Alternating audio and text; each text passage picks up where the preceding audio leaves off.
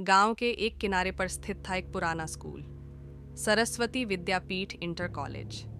ये स्कूल कभी बहुत प्रसिद्ध था, लेकिन पिछले कुछ सालों से वहां बच्चों की संख्या घटने लगी थी। वजह थी अजीब घटनाएं।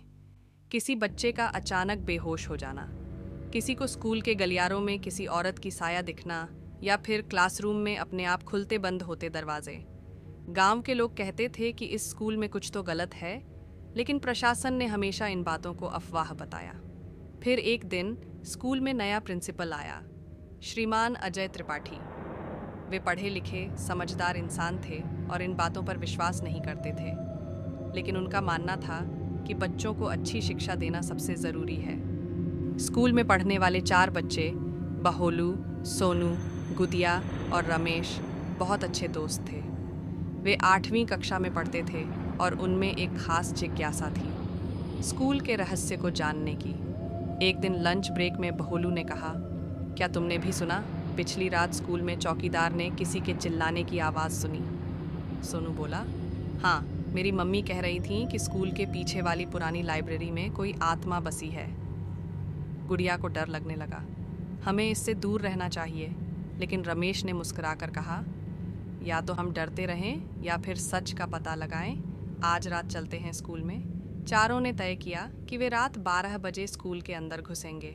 भोलू के मामा स्कूल के पास ही रहते थे, तो उन्होंने उनके घर पर रुकने का बहाना बना लिया।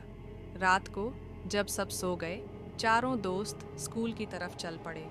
स्कूल के चारों ओर घना अंधेरा और सन्नाटा था। गेट की जंजीरें जंग खाई हुई थीं, जिससे उन्होंने धीरे से अंदर प्रवेश कर लिया। जैसे ही वे अंदर घुसे, उन्हें किसी के कराहने की आवाज़ सुनाई दी।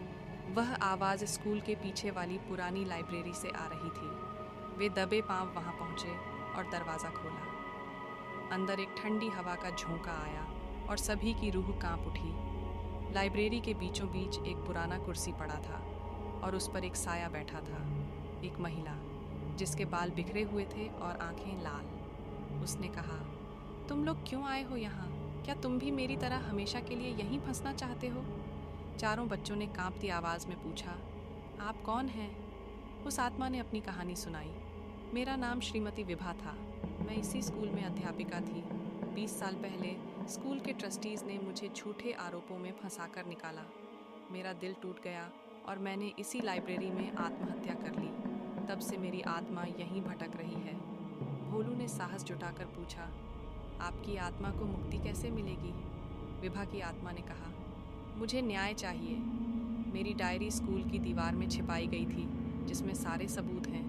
अगर वो सामने आ जाए तो मेरी आत्मा मुक्त हो सकती है। चारों दोस्तों ने अगली सुबह खुदाई की और स्कूल के पुराने स्टोर रूम में एक गुप्त दीवार खोली। वहाँ उन्हें विभा की डायरी मिल गई। उन्होंने वो डायरी प्रिंसिपल त्रिपाठी को दी। प्रिंसिपल ने उसे पढ़कर स्कूल की मीटिंग बुलाई और पूरी सच्चाई सबके सामने लाई। ट्रस्टीज़ को भी सस्पेंड कर दिया गया और विभा मैडम को स्कूल के सम्मान में एक स्मारक दिया गया।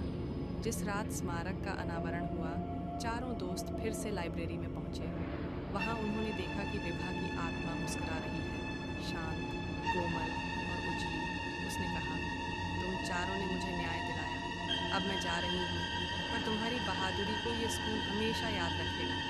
और फिर वह धुएं में बदलकर गायब हो गई। अगली सुबह से स्कूल में सब कुछ बदल गया। अब वहाँ कोई अजीब घटना नहीं होती। बच्चे खुशी से पढ़ने आते और लाइब्रेरी में फिर से किताबें पढ़ने